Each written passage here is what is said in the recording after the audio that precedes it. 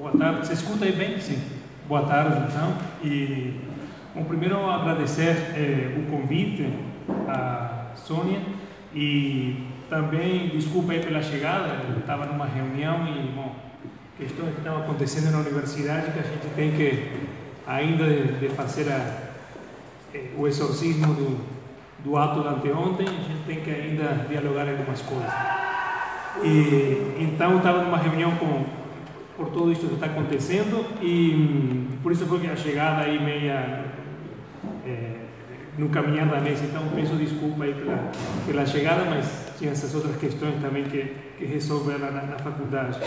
E então eu agradecer então o convite, pela oportunidade também de estar pensando e discutindo juntos, refletindo juntos, num momento que é bastante especial, não só para o Brasil, senão para a América Latina, e não só para a América Latina, para o mundo. Eu sempre brinco que eu sou sotaque porque sou uruguaio, então se alguma palavra que eu falar não é compreendida, me fala, porque às vezes eu invento coisas que não estão nem no idioma, nem numa língua nem na outra, então me fala, mas faz parte também do invento e da adrenalina da coisa. Eu estava falando isso, eu brinco porque eu falo disto da América Latina, que a gente tem que se observar como latino-americanos, não ser latino-americanos que escrevem, sino escritores da América Latina, porque o Brasil, é interessante que o Brasil tem a descoberta dele no ano 1500. O Brasil celebra a descoberta no ano 1500. O resto da América Latina celebra no ano 1492. Parece que as placas tectônicas ainda não estavam conectadas, então não teve. E é interessante que o dia 12 de outubro no Brasil é a Nossa Senhora da Aparecida, no resto da América Latina é o Dia da Raça, o dia em que uma raça destroçou outra raça, colonizou outra raça. Isso também é interessante e faz parte da história. Eu acho que é interessante, já que estamos falando de cidades e intervenções, é interessante relembrar isso, porque as cidades e essa história de como a gente vai observando as questões urbanas fazem parte dessa história também. E é interessante, eu vou tentar me controlar no tempo, porque vou viajando e me perco muito rapidamente, mas eu trouxe aqui meus esquemas para não me perder, embora eu sei que vou me perder. Então, é o seguinte, é interessante estar falando de cidade e intervenção urbana numa cidade como Brasília, que, aliás, é interessante que é uma cidade não humana. A escala de Brasília é uma cidade não humana. É a matança da vivência do humano numa cidade. Por isso, Brasília cuspe a todo aquele que tente habitar Brasília.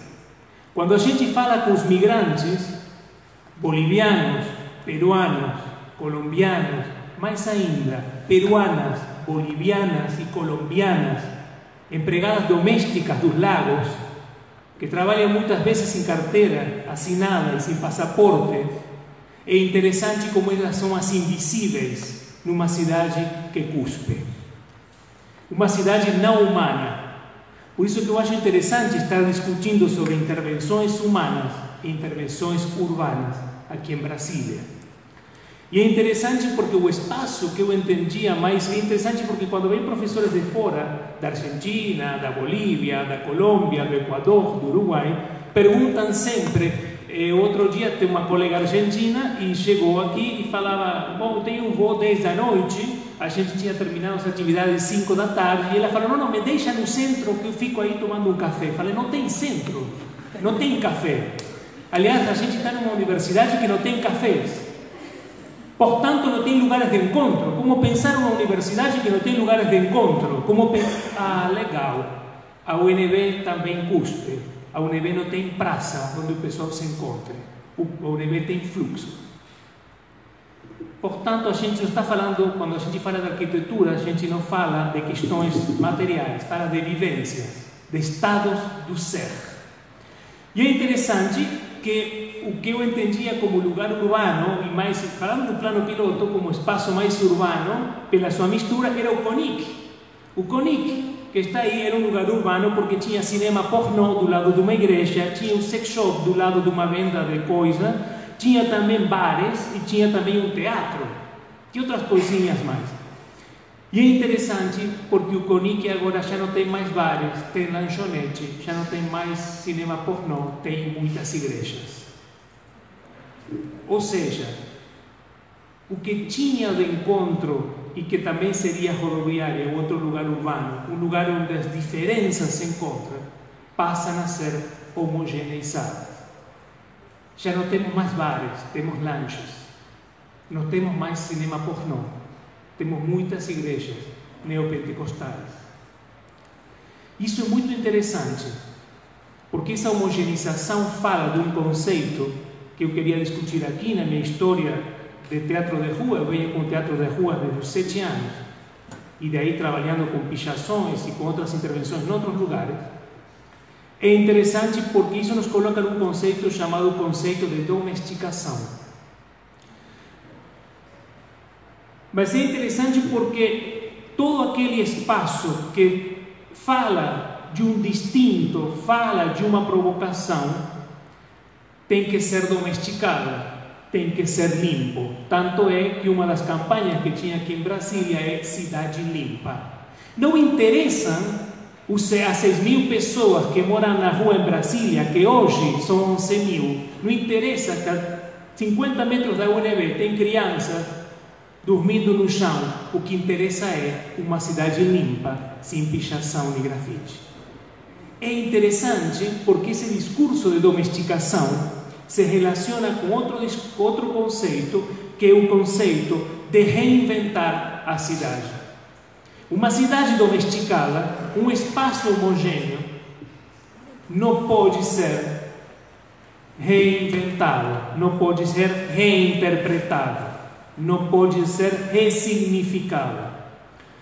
É interessante porque quando a gente fala de intervenção urbana,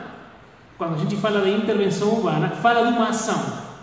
Quando, na época que eu estava em Santa Catarina e eu dirigia um grupo de teatro de não atores de teatro, eram sujeitos humanos que não eram atores de teatro, que simplesmente queriam fazer teatro pelo fato de fazer, e a gente ocupou a ex-fábrica da cerveja Antártica. O único problema é que não tinha mais cerveja lá, mas tudo bem.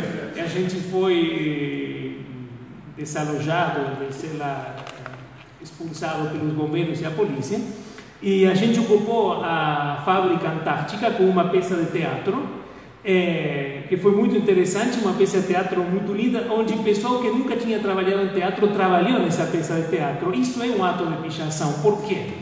Eu vou falar porque depois rapidamente faço a distinção entre pichação e grafite, que é uma distinção que existe somente aqui no Brasil. Pelo menos no resto da América Latina, todo é considerado grafite. Isso é uma distinção interessante. O que isso também cria e coloca uma outra discussão, que é o tema de classe. Aqui temos uma discussão de classe: ser pichador ou ser grafiteiro, estar do lado da arte ou estar do lado do vandalismo, estar do lado do permitido e estar do lado do câncer urbano. Tanto é, hoje de manhã falava com uma colega, que a pichação, quando o pintor pinta em cima da pichação e coloca uma pintura branca, deixa isso como um curativo, como um câncer extirpado. E uma coisa interessante, que é, voltando a isto, portanto, a pichação, ou no caso, no resto da América Latina, a gente falaria o grafite. O grafite é justamente uma ação, é um ato mental que vai tensionar, que questiona, que coloca e formula perguntas. Por isso que incomoda. E por isso que ele tem que ser extirpado. E por isso que ele tem que ser domesticado. E por isso que ele não pode ser um ato humano. E isso é interessante porque esse jogo de domesticação, essa compreensão de domesticação, é quando a gente começa a colocar os grafites nos museus, a colocar o grafite como arte, a colocar o grafite como permissão. Aqui pode pichar. Uma parede pichada é quando alguém coloca que pode pichar e ninguém picha. Isso é uma questão interessante. Isso é uma questão interessante porque aqueles que trabalhamos com a questão urbana e a intervenção, mais do que intervenção urbana, a gente gosta de chamar um grupo Absurdoteca, que é o grupo que a gente tinha e tem, que é a intervenção humana. mais do que intervenção urbana, é intervenção humana, é justamente provocar e sair, sem permissão, sem que ninguém fale se a gente tem que fazer ou não fazer, que a gente nos coloque um nome, sem que a gente nos coloque uma definição para entrar nos livros das definições. Uma intervenção humana que tensiona, uma intervenção que questiona, não procura a permissão dos guardiães da moral. Os guardiães da moral tentam colocar as coisas numa definição. O ato da pichação é lutar contra essas definições, lutar contra essas coisas que vão nos encaixar para dizer você é isto. Porque você me diz que eu quero ser isto quando eu não sei o que eu quero ser. E é interessante porque aqui estou colocando como esse ato de reinterpretar, ressignificar, aparece na história da arte do Brasil com um sujeito, Oswald de Andrade, quando fala da antropofagia. A cidade necessita ser antropofágica, ou seja, temos que devorar a cidade. No caso que eu falava de Brasília, ela dificulta quando eu falo de que ela não tem escala humana. A antropofagia, que é justamente essa reinterpretação, essa ressignificação. Portanto, é interessante uma coisa que eu recebi faz 2 horas pelo WhatsApp. E eu vou ler aqui, para entender como esse processo de domesticação, que alguns autores, como Foucault e outros, vão chamar de dispositivo e outras coisas, mas esse processo de domesticação é algo que a gente vivencia e demanda, mesmo que a gente se chame de alternativo, mesmo que a gente não queira. Eu recebi isto, nada contra quem encaminhou isto, mas só como exemplo dessa domesticação. Já finalizando, já faltam 2 minutos. Não? Melhor. Não, assim. Nós estudamos, nada contra isto, só para entender como essa questão da domesticação, algo que Augusto Boal falava, quando a gente fala de um teatro sindical, quando a gente fala de um teatro invisível, quando a gente vai atuar lá na rua, a gente tem que estar convencido do que isso significa, não no sentido da ação do atuar, sino que isso significa na minha filosofia de interpretação do mundo. Essa é a questão interessante. O pessoal que faz teatro invisível, ou teatro sindical, ou teatro alternativo, não é por ser alternativo que é um teatro alternativo. Boal sempre falava, é justamente essa vivência filosófica do que isso significa. Eu não posso trabalhar nisto, no âmbito disto que estou falando agora, e ir para a sala de aula e pedir que todo mundo se encaixe numa caixa, numa definição. Tanto é que muitos estudantes falam que sou um pichador mental. A ideia, justamente, o pessoal fala, professor, você não mostra o caminho das pedras, jamais vou te jogar pedras no teu caminho, que é parte do ser, tá? da universidade, não só da universidade, do formal e informal, do intelectual e do intelectual. E aí tem uma questão interessante que daria para discutir, que alguém que é costureiro também é intelectual. Mas isso é uma outra discussão. Olha o que eu recebi hoje. Nós, estudantes secundaristas, estamos pedindo doações de tintas brancas para podermos repintar o Museu Nacional da República, Patrimônio do Povo. Quem pudermos ajudar doando as tintas e passando a mensagem, agradeço. Tintas brancas para repintar o museu que é Patrimônio do Povo. Justamente, anteontem, o museu e a catedral foi supostamente pichado. Olha que interessante, essa domesticação, a necessidade de pintar novamente de branco. É interessante isso, de que a coisa volte ao normal. Deixa ela como está, se é patrimônio do povo, se é patrimônio de uma ação, se é patrimônio de uma ressignificação. Olha que interessante, algo, quando eu falo de domesticar, como esse elemento passa a ser, e a gente passa a trabalhar isso como uma coisa normal. Então a gente tem, já fechando, a questão da homogeneizar, do domesticar, e dessa forma se torna higiênico. Dessa forma, uma cidade não é habitada.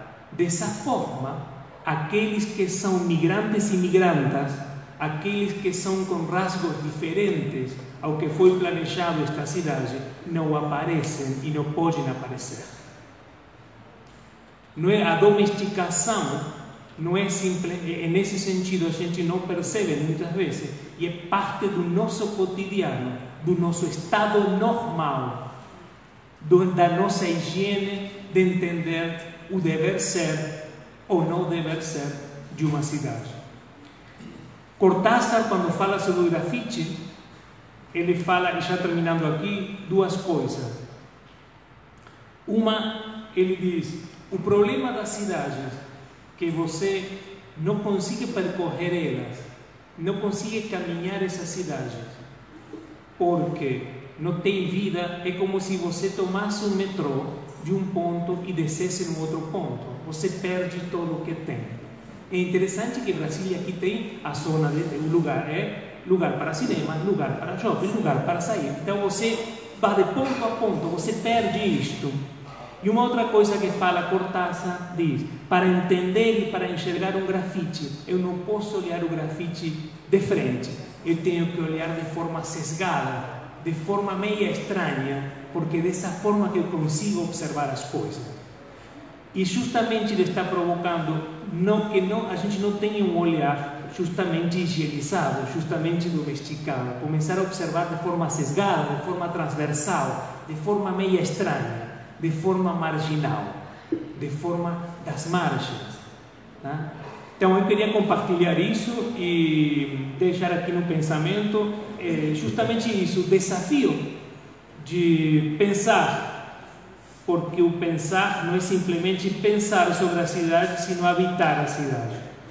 E eu estou numa campanha para que o UNEB tenha mais cafés e tenha mais lugares de encontro, porque os dois lugares que tem para tomar café, mais do que lugar de café, parecem rodoviária, porque as cadeiras são fixas, ninguém pode movimentar as cadeiras, tudo é fixo, E é interessante como aí sim, essa vivência do material passa a ser uma vivência sobre esse material.